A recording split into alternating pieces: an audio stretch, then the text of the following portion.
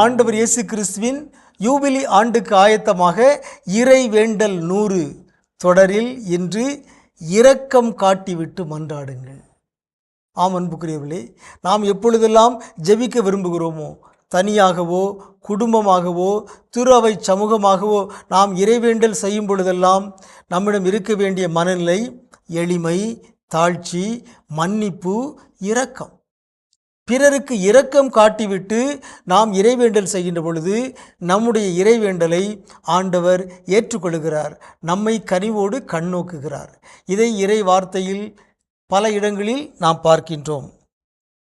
சீராக்கின் ஞான நூல் 28:4 மனிதர் தம்போன்ற மனிதருக்கு இரக்கம் காட்டுவதில்லை, அப்போது அவர்கள் தம் பாவ மன்னிப்புக்காக எப்படி மன்றாட முடியும் என்று கேட்கிறார் சீராக்கின் ஞான நூல் ஆசிரியர்.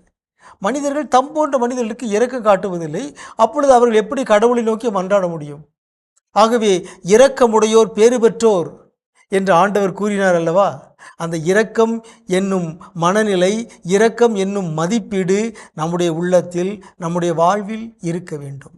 யாருடைய உள்ளத்திலெல்லாம் இரக்கமும் பரிவும் இருக்கின்றனவோ அவர்களுடைய மன்றாட்டை, அவர்களுடைய புகழ்ச்சியை, அவர்களுடைய ஆராதனையை கடவுள் ஏற்றுக்கொள்கிறார். எனவே இரக்கம் என்னும் கொடைக்காக நாம் மன்றாட வேண்டும். இரக்கம் என்னும் கொடைதான் நம்முடைய மன்றாட்டுகளை கடவுளிடம் கொண்டு சேர்க்கிறது.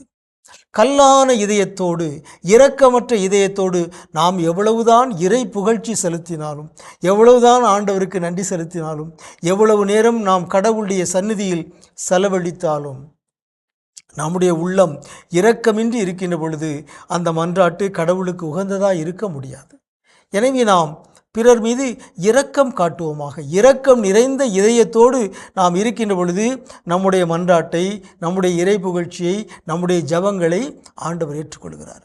எனவே நம்முடைய ஜபம் வலிமையானதாக, கடவுளுக்கு உகந்ததாக இருக்க வேண்டுமென்றால் நாம் இரக்கம் நிறைந்தவர்களாக வாழ்வோமாக. இரக்கமுடையோருடைய இறை வேண்டலை இறைவன் கனிவோடு ஏற்றுக்கொள்கிறார் என்பதை நாம் உணர்ந்து இரக்கம் என்னும் கொடைக்காக மன்றாடுவோமாக. ஆண்டவரே, எங்களுடைய உள்ளத்தில் இரக்கம், பரிவு என்னும் கொடைகளை உம்முடைய தூய ஆவியாரின் பேரன்பால் ஊற்றியருளும்.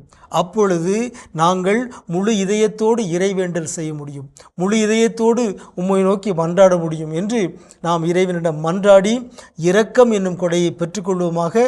அதன் வழியாக நம்முடைய இறைவேண்டலை நிறைவானதாக, முழுமையானதாக, வலிமையானதாக மாற்றிக்கொள்வோமாக. உங்களுக்கு அமைதி உரித்தாகுக.